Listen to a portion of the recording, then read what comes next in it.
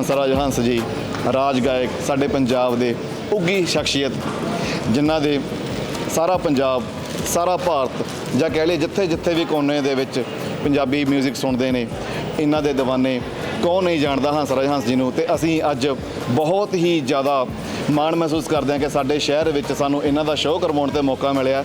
ਸਵਾਗਤ ਕਰਦੇ ਹਾਂ ਹੰਸਰਾਜ ਹੰਸ ਜੀ ਤੁਹਾਡਾ ਬ੍ਰਿਸਬੇਨ ਪਹੁੰਚਣ ਤੇ ਮੇਰੇ ਨਾਲ ਡਿੰਪਲ ਕਮਰਵਾਲ ਵੀਰ ਤੇ ਰੋਕੀ ਭੁੱਲਰ ਸਾਡੀ ਆਰਗੇਨਾਈਜ਼ਿੰਗ ਟੀਮ ਸਾਨੂੰ ਚਾਅ ਚੜਿਆ ਪਿਆ ਤੇ ਅਸੀਂ ਚਾਹੁੰਦੇ ਚੰਨ ਅਲਫਾਜ਼ਾਂ ਦੇ ਵਿੱਚ ਸ਼ਹਿਰ ਵਾਸੀਆਂ ਵਾਸਤੇ ਤੁਸੀਂ ਆਪਣੇ ਵੱਲੋਂ ਪਲੀਜ਼ ਕੋਈ ਸੁਨੇਹਾ ਜ਼ਰੂਰ ਦਿਓ। ਮੈਂ ਸਭ ਤੋਂ ਪਹਿਲਾਂ ਤੇ ਬ੍ਰਿਸਬੇਨ 'ਚ ਵਸਦੇ ਆਪਣੇ ਭੈਣਾਂ ਭਰਾਵਾਂ ਨੂੰ ਜੋ ਬੇਸ਼ੱਕ ਹਜ਼ਾਰਾਂ ਮੀਲ ਦੂਰ ਬੈਠੇ ਨੇ ਲੇਕਿਨ ਸਾਡੇ ਦਿਲਾਂ 'ਚ ਵਸਦੇ ਨੇ, ਉਹਨਾਂ ਨੇ ਯਾਦ ਫਰਮਾਇਆ ਔਰ ਮੈਂ ਹਾਜ਼ਰ ਹੋ ਗਿਆ।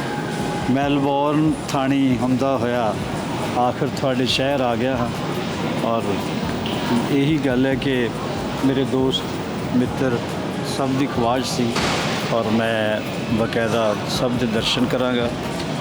ਅਰਦਾਸ ਕਰਦਾ ਹਾਂ, ਦੁਆ ਕਰਦਾ ਹਾਂ ਮਾਲਕ ਸਭ ਨੂੰ ਤੰਦਰੁਸਤੀ ਬਖਸ਼ੇ, ਚੜ੍ਹਦੀ ਕਲਾ ਬਖਸ਼ੇ, ਪੰਜਾਬ ਨਾਲ ਪੰਜਾਬੀਅਤ ਨਾਲ ਜੋੜੀ ਰੱਖੇ। ਬਹੁਤ ਬਹੁਤ ਮਿਹਰਬਾਨੀ ਜੀ। ਦਰਸ਼ਕੋ ਜਿਵੇਂ ਤੁਸੀਂ ਜਾਣਦੇ ਹੋ ਕਿ ਕੱਲ੍ਹ ਆਉਣ ਵਾਲੇ ਐਤਵਾਰ 20 ਅਕਤੂਬਰ ਨੂੰ ਪਰਸੋਂ ਨੂੰ ਸਲੀਮਨ ਕੰਪਲੈਕਸ ਵਿਖੇ ਹੰਸਰਾਜ ਹੰਸ ਜੀ ਦਾ ਲਾਈਵ ਸ਼ੋਅ ਹੋਏਗਾ।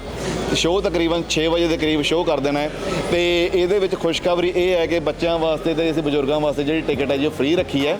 ਤੇ ਹਾਂਜੀ ਤੇ ਤੁਸੀਂ ਆਪਣੇ ਪਰਿਵਾਰਾਂ ਨਾਲ ਜਿਨ੍ਹਾਂ ਨੇ ਟਿਕਟਾਂ ਲੈਣੀਆਂ ਨੇ ਬਹੁਤ ਚੰਗੀ ਗੱਲ ਹੈ। ਜੇ ਹਜੇ ਵੀ ਨਹੀਂ ਲਈਆਂ ਤੁਹਾਡੇ ਕੋਲ 2 ਦਿਨ ਨੇ ਤੇ ਸ਼ੋਅ ਦਾ ਆਨੰਦ ਮਾਣਨ ਲਈ ਪਹੁੰਚੋ ਕਿਉਂਕਿ ਇਹੋ ਜਿਹੇ ਗਾਇਕ ਸਦੀਆਂ ਵਿੱਚ ਹੀ ਇੱਕ ਵਾਰ ਜੰਮਦੇ ਨੇ ਤੇ ਅਸੀਂ ਭਾਗਾਂ ਵਾਲੇ ਹਾਂ ਕਿ ਸਾਨੂੰ ਇਹਨਾਂ ਨੂੰ ਸੁਣਨ ਦਾ ਅੱਜ ਮੌਕਾ ਮਿਲਿਆ। ਤਾਂ ਆਪਣੇ ਪਰਿਵਾਰਾਂ ਨਾਲ ਵੱਧ ਚੜ੍ਹ ਕੇ 20 ਤਰੀਕ ਨੂੰ ਸਲੀਮਨ ਕੰਪਲੈਕਸ ਦੇ ਵਿੱਚ ਹੰਸਰਾਜ ਹੰਸ ਜੀ ਦਾ ਲਾਈਵ ਅੰਦਾਜ਼ ਸ਼ੂਫੀ ਸ਼ੋਅ ਵੇਖਣ ਲਈ ਜ਼ਰੂਰ ਪਹੁੰਚੋ। ਸ਼ੁਕਰੀਆ।